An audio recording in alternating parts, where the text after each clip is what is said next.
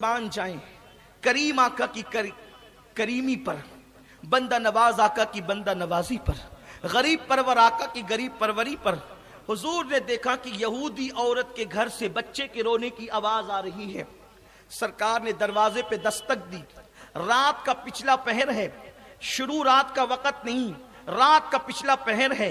शायद कुदसियाने फलक उस वक्त दुआओं के इस्तिजाब के लिए मदीने मुनव्वरा की जमीन पे नुज़ूल कर रहे हों। खुदा की रहमतें इबादत करने वालों की बलाएं ले रही हो।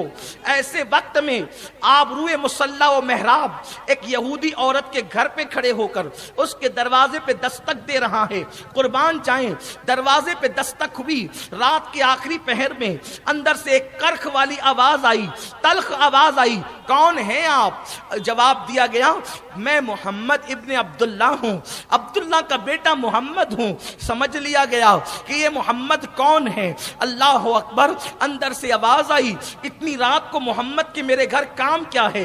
मोहम्मद को मेरे घर काम क्या है? मेरे नबी ने फरमाया, तेरा बच्चा रो रहा है, बस इसी वजह से हम तेरे घर आए हैं। अंदर से आवाज आई, बच्चा मेरा रोता है, तेरा बिगड़ता क्या है? खुदा की इज्जत की कसम, ये नश्तर वाले जुमले जो दिल पर तीर की तरह जाकर के लगते हैं, ये बात कोई अपना भी सुनता तो मुंह फेर कर चला जाता। लेकिन कुर्बान जाएं उस रहमते तमाम पर, रहमते आलमियान पर, उस इंसानियत की आबरू पर मेरे करीम आका से जब कहा, बच्चा मेरा रोता है, तेरा बिगड़ता क्या है? मेरे करीम आका ने फरमाया, खुदा ने मुझे ऐसा बनाकर भेजा कि किसी का रोना मैं बर्दाश्त नहीं कर सकता, किसी की आंख में मैं आंसू नहीं देख सकता।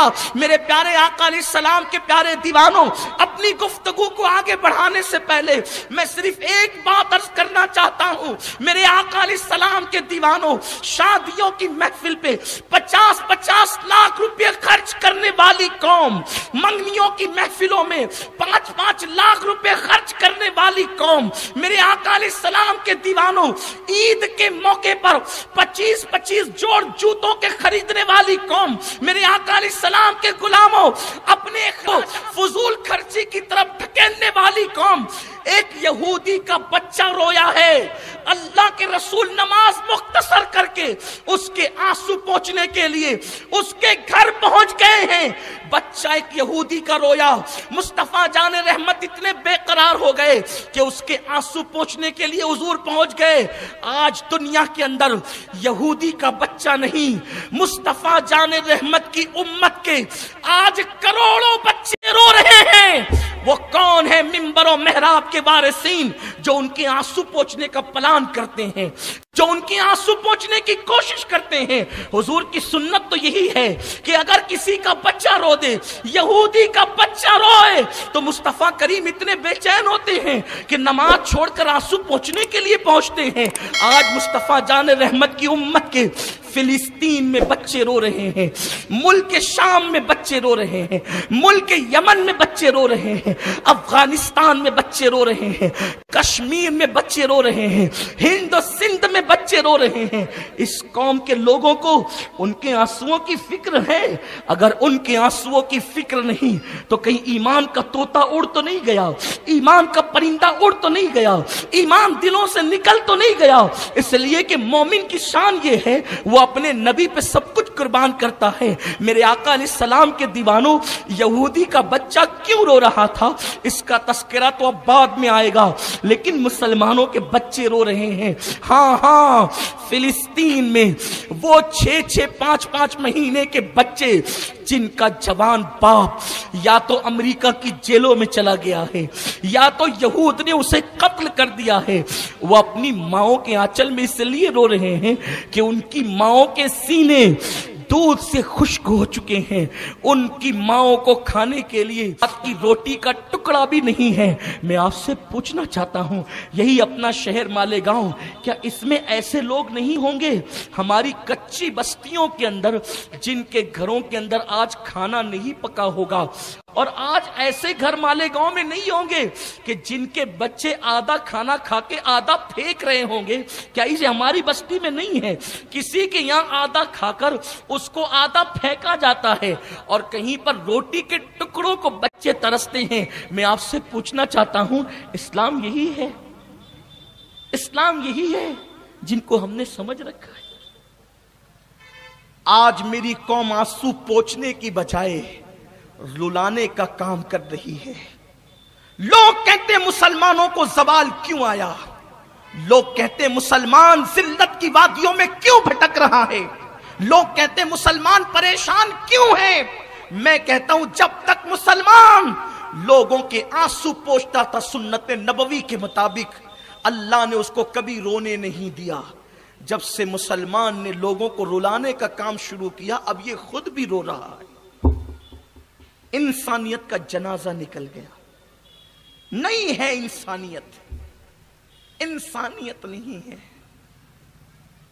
سفید لباس پہن کر، سروں پہ خوبصورت ٹوپیاں سجا کر، داڑھیوں کی تراش خراش اگر کسی کو جنت کا مسافر بناتی تو دنیا بھر کے لیڈران یہ لباس پہن رہے ہیں۔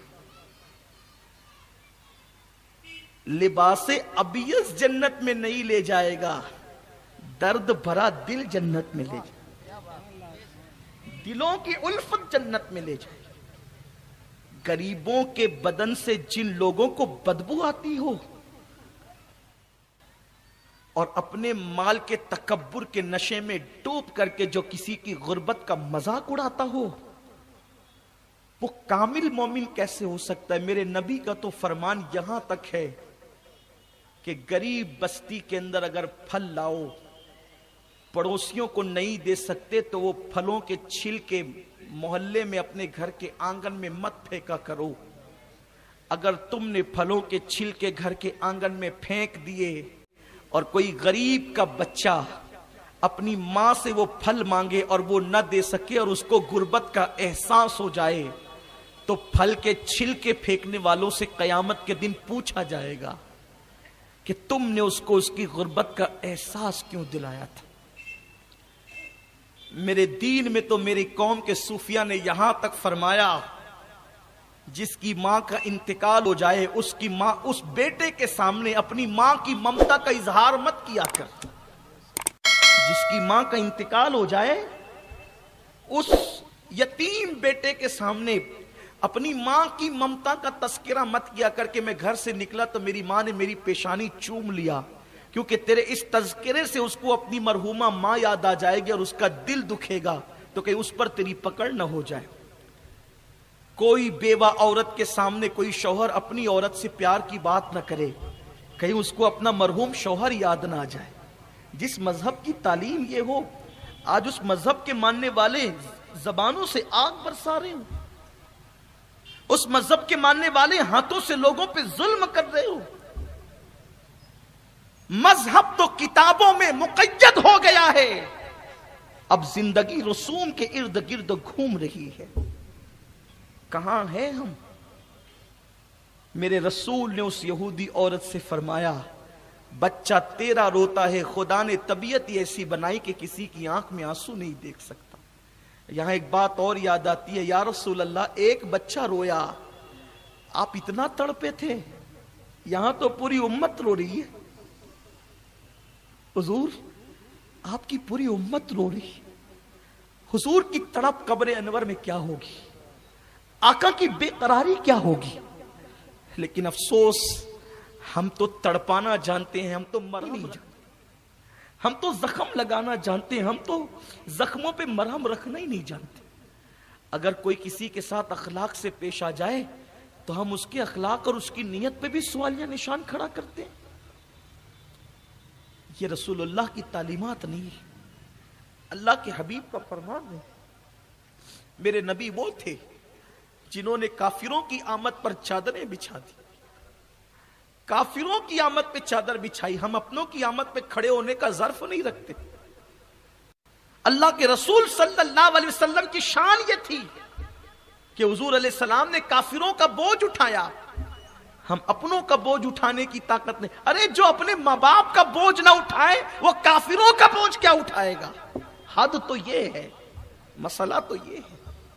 اللہ کے محبوب مصطفیٰ جان رحمت صلی اللہ علیہ وآلہ وسلم نے فرمایا کہ بچہ تیرا روتا ہے، بے چینی مجھے ہے، بتا تیرا بچہ کیوں روتا ہے، کیوں رو رہا ہے تیرا بچہ؟ ظاہر سی بات ہے میرے نبی کے لہجے کی شان یہ تھی کہ وہ سخن ہے جس میں سخن نہ ہو، وہ بیاں ہے جس کا بیاں نہیں، وہ سخن دل نواز جس سے سخن معراج پاتا ہو۔ سرکار ابد قرار نے فرمایا بچہ تیرا روتا ہے، بے چینی مجھے بتا روتا کیوں ہے؟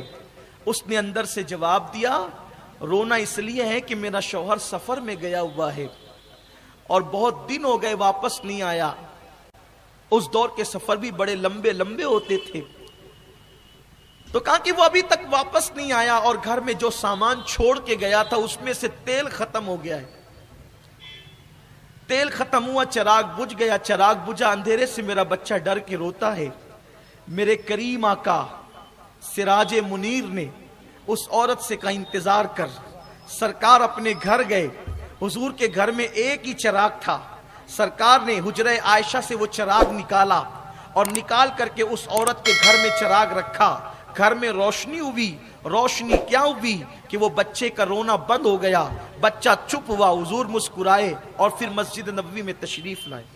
حضور نے اپنے گھر کا چراغ اس کے گھر میں رکھا۔ حضور کے گھر میں بظاہر اس وقت ایک ہی چراغ تھا، سراج منیر کے گھر میں اس وقت ایک ہی چراغ تھا۔ سرکار نے اپنا چراغ اس کو دے دیا کہ اس کا بچہ نہ روئے۔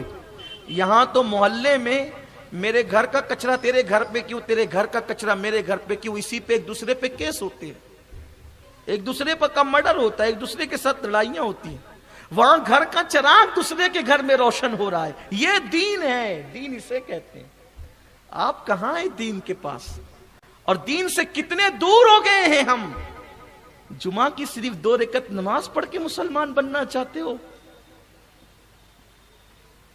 گھر میں قرآن مقدس رکھ کر کے دھول اس پر تہ بتہ جمتی جا رہی ہے۔ کبھی قرآن پڑھا یہ سوچ کر کہ قرآن کہتا کیا انسان سے؟ کبھی سیرت مصطفیٰ کا مطالعہ کیا کہ مصطفیٰ جان رحمت صلی اللہ علیہ وسلم کی زندگی کیا ہے؟ آقائے کریم صلی اللہ علیہ وسلم کس طرح سے زندگی گزارتے تھے؟ گھر کا چراغ مصطفیٰ جان رحمت نے وہاں دے دیا۔ یہاں تو یہ ہے کہ دوسرے کے گھر کا پانی اپنے گھر کے آنگن میں گرا تو مسلمان اس پہ بھی لڑتے ہیں۔ میں سمجھتا ہوں کہ زیادہ جھگڑے اگر کسی کے محلے میں ہوتے ہیں تو مسلمانوں کے گھروں میں ہوتے ہیں۔